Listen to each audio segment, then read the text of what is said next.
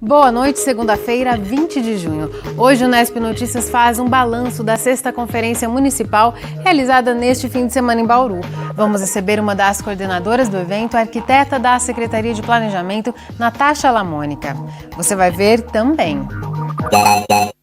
Inverno começa hoje e a gente mostra os cuidados com a saúde das crianças na estação mais fria do ano. Sonho de bailarina. Escola Bolshoi faz pré-seleção de dançarinos pela primeira vez em Bauru.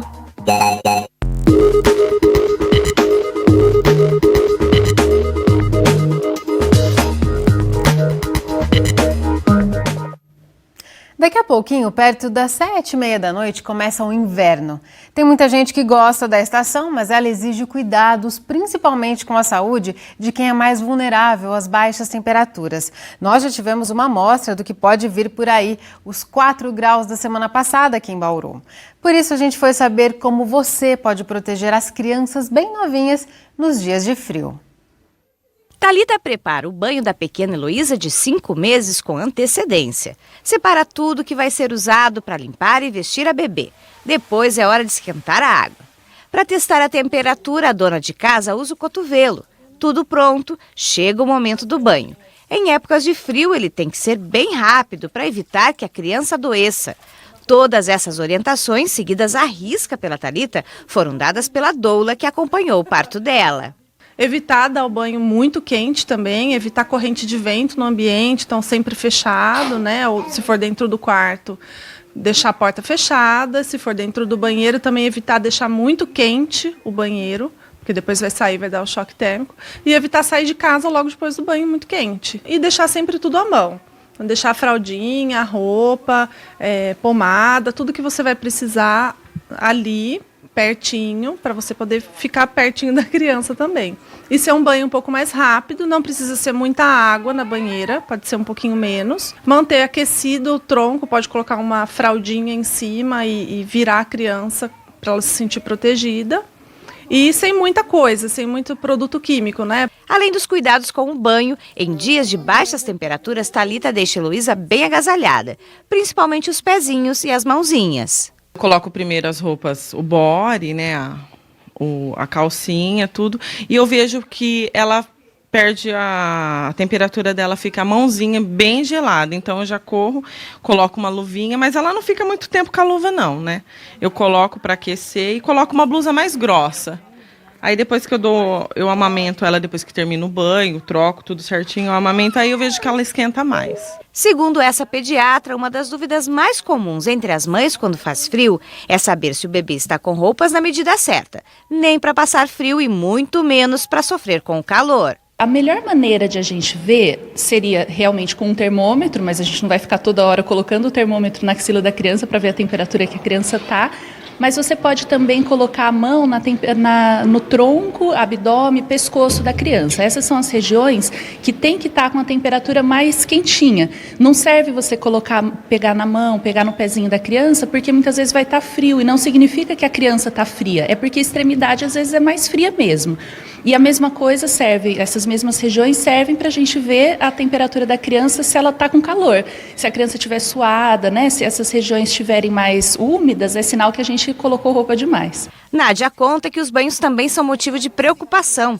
Quando o bebê é recém-nascido, ela aconselha lavar primeiro a cabeça e já secar, antes de molhar o restante do corpinho. E ao contrário do que muitos pensam, não é preciso dar banho todos os dias. Isso, inclusive, faz parte dos cuidados com a pele desse bebê. Não dar banhos diariamente pode ser bom para a pele dessa criança. Às vezes, a gente utilizar muitos sabonetes, substâncias que tirem a proteção natural da pele, pode ser prejudicial. Então, durante o inverno, a gente tem que aproveitar mesmo e não dar banho todos os dias. Podem ser dias alternados, a gente faz a higiene íntima da criança. Na hora de pôr o bebê no berço, outra dica importante. O recém-nascido deve ser deitado de costas e a coberta não pode restringir o movimento das mãos e ele jamais deve ser colocado na cama com os pais. Mãe da pequena Sara, Márcia admite que não segue muito à risca essa última regra. Deixo deitadinha junto comigo. A doutora diz que não pode deixar deitada junto, você leva? Eu levo, escondido. Isso não é ideal, isso é prejudicial. A gente sempre tem que manter a criança dormindo em berço próprio e evitar coisas soltas, bichinho de pelúcia, cobertas que sejam redundantes no berço, protetor e tudo mais que às vezes a gente acha lindo, mas isso pode ser muito grave para um recém-nascido. A pediatra afirma ainda que, apesar do frio, para garantir a saúde do bebê, é preciso arejar o ambiente onde ele está e evitar lugares com aglomeração de gente. Nos dias mais frios, muitas vezes a gente mantém as janelas fechadas para que a temperatura do cômodo fique um pouco mais amena. E isso pode ser prejudicial para o recém-nascido, porque os ambientes pouco arejados são ambientes que têm mais chance da criança pegar alguma doença respiratória. E a segunda recomendação específica do inverno é a gente tentar evitar grandes aglomerações. Então, evitar passear com a criança em lugares que sejam com muita gente, porque a chance dessa criança pegar uma doença respiratória viral, principalmente, é muito maior no período do inverno. Vamos saber então como devem ser os primeiros dias do inverno que está prestes a começar. Os detalhes com o meteorologista José Carlos Figueiredo no boletim do IPMET. A semana é uma semana importante porque nesta segunda-feira inicia o nosso inverno, às 19 horas e 24 minutos. Não há previsão de chuva segunda e terça-feira, e entre a noite de quarta e madrugada de quinta tem previsão de aumento da nebulosidade com chuvas isoladas. As temperaturas vão ficar amenas, em torno de 14, 15 graus bem cedo, e à tarde não passa de 26.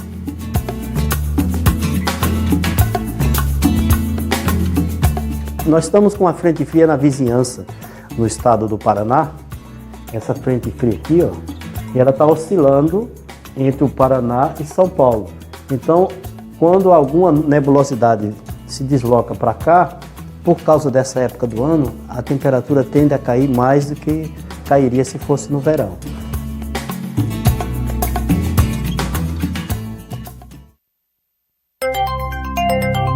A alta nebulosidade na região sul do estado deve provocar chuvas em pontos isolados nesta terça-feira.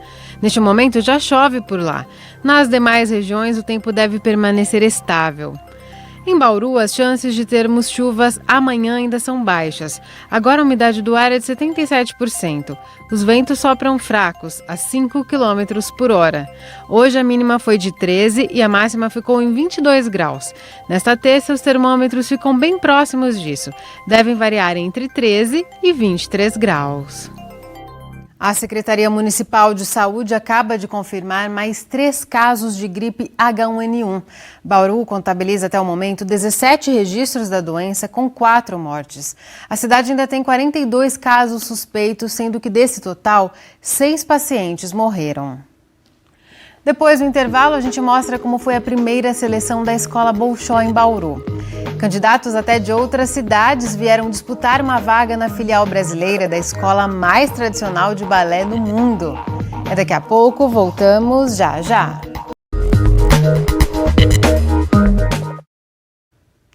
Neste fim de semana, a Escola do Teatro Bolshoi, no Brasil, fez uma pré-seleção de bailarinos aqui em Bauru. A equipe veio de Joinville, Santa Catarina. É a única filial fora da Rússia da companhia de balé mais tradicional do mundo. Foi a primeira vez que a Escola Bolshoi fez uma seleção desse tipo aqui na cidade. E veio gente até de outros estados. Só pelo alongamento dá para ver que a Ana Lara tem muito jeito para o balé. Ela veio de Bastos, onde já dança há 7 anos. Desde pequena eu sempre fui bem flexível e eu gosto de fazer bastante alongamentos e por isso que eu quero muito ser bailarina. A mãe fica apreensiva porque sabe do potencial da filha para ser escolhida. E o papel da mãe é dar esse suporte mesmo com o coração apertado, caso ela passe. Não é a minha vontade, né? Mas eu falo que eu viabilizo os sonhos dela, né? Eu acho que é o papel da família viabilizar. O sonho, cada um tem o seu, né? Não vai ter jeito, mãe. Essa pequena está bem decidida. Eu tô muito ansiosa, nervosa também, só que eu tô muito ansiosa para ir, sair e sair o resultado. Ela tem pela frente uma fila de candidatas a bailarinas do Bolshoi.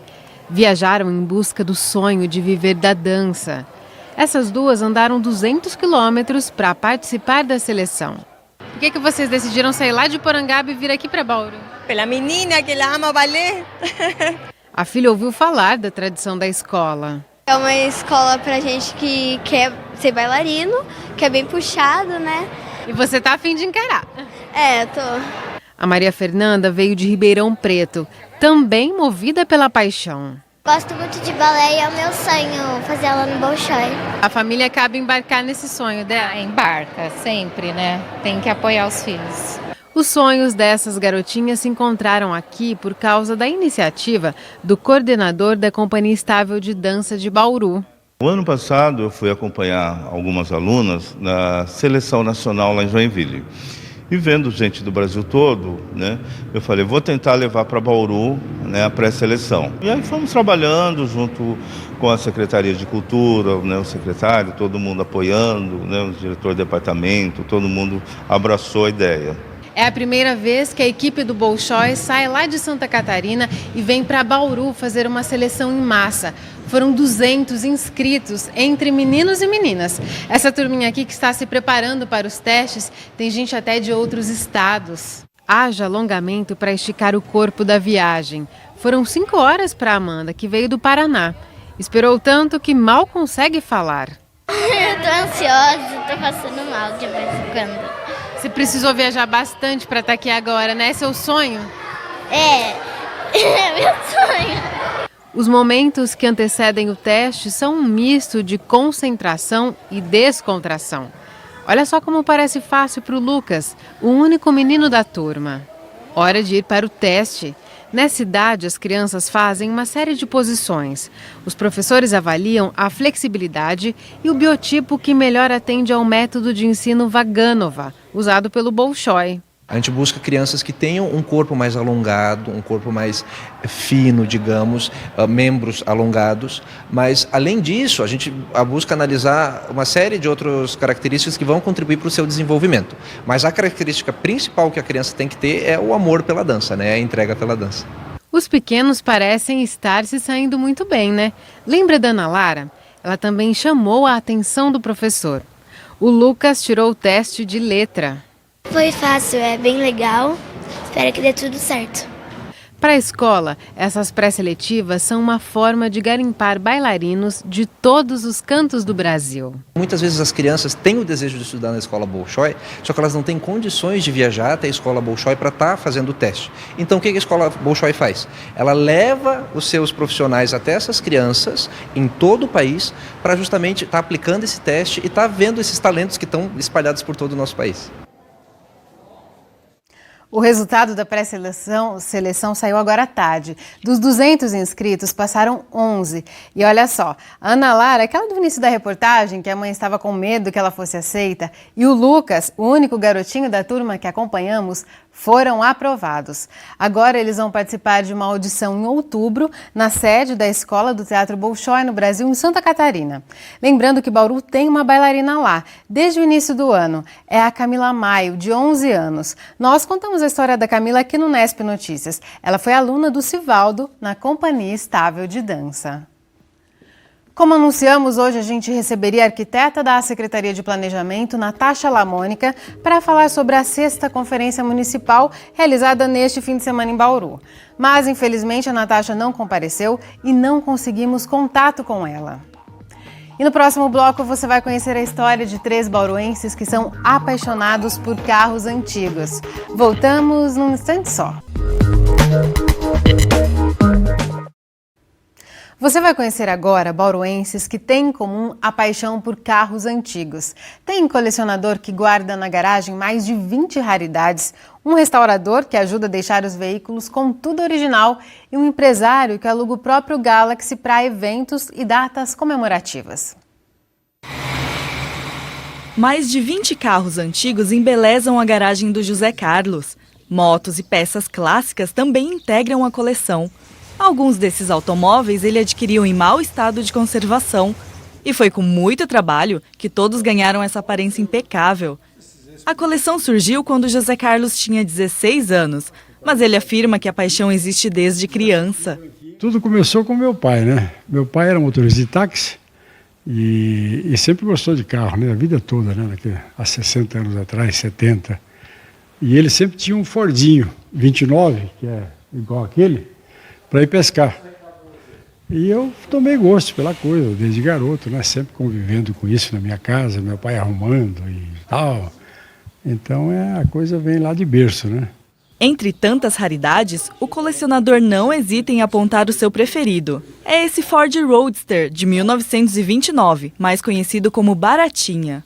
Eu comprei em Brasília e vim rodando com ele. Eu me lembro que demorei 3 dias e cheguei no dia do meu aniversário, dia 11 de novembro. E história para contar é o que não falta. As lembranças ficam expostas na parede da garagem. Eu comprei ela em péssimo estado. Aí depois que comprei, fomos ver que era a primeira Kombi 6 portas. Só o Brasil que fez e ela é a primeira, entendeu? Estamos negociando para ir para o Museu da Alemanha. Esse outro carro aqui é um Renault Floride.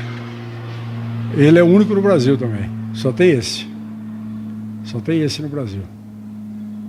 E eu comprei ele há uns 5 anos. Fui até a França para comprar peça, porque não encontrava peça para ele. E encontrei tudo lá na França. Fui em 2 exposições lá e comprei todas as peças que faltavam. Toda essa admiração fez com que o José Carlos e outros amigos que se interessam por antiguidades fundassem o Clube de Carros Antigos do Centro-Oeste Paulista, que existe desde a década de 90. É por meio desses clubes que os automóveis podem receber a placa preta, que atesta que eles pertencem a um colecionador. Para isso, de acordo com uma resolução do Conselho Nacional de Trânsito, o carro precisa ter mais de 20 anos, estar em ótimas condições e com um nível de autenticidade acima de 80%. Motor, rodas e pintura também devem ser originais. O Adriano ajuda a deixar o automóvel com essas características. Ele é restaurador e cuida da tapeçaria de qualquer tipo de carro, mas tem um carinho especial pelos antigos. Trabalho que requer bastante detalhe, bastante pesquisa, né? Hoje você tem um recurso de internet que dá para você pesquisar bastante, mas antigamente você não tinha nada disso, né? O proprietário do carro, o dono, trazia para a gente algum manual, alguma coisa que ele tinha de época, né? Alguma revista ou alguma coisa, e você fazia em cima daquilo que trazia para você fazer, né? Hoje, quando o cliente não tem nada disso, você entra no Google, entra na internet e você consegue resgatar o que era, na verdade, antigamente e consegue reproduzir em termos de originalidade. Mas não é só a coleção de carros antigos um hábito comum. Tem muita gente interessada em alugar esses automóveis. Este Galaxy, da década de 70, começou a ser alugado faz pouco tempo, mas já tem uma agenda sendo preenchida para figurar em vários eventos. O dono dele é o André, que comprou o carro há pouco mais de um ano. Esse carro foi de um amigo meu. Eu acompanhei a compra dele, né, quando ele comprou o carro. Cheguei a andar logo quando eu tirei a CNH. E com o tempo ele ficou andando com o carro e ele decidiu restaurar ele. No meio da restauração, ele descobriu que um outro carro que ele tem, um Galaxy também, é um modelo que está bem raro. E ele decidiu por restaurar o outro. E como ele é bem caprichoso na restauração, ele queria passar esse carro para alguém que ficasse perto dele, né? Carro que, pô, não fiz o carro com tanto carinho para vender e ver esse carro longe de mim.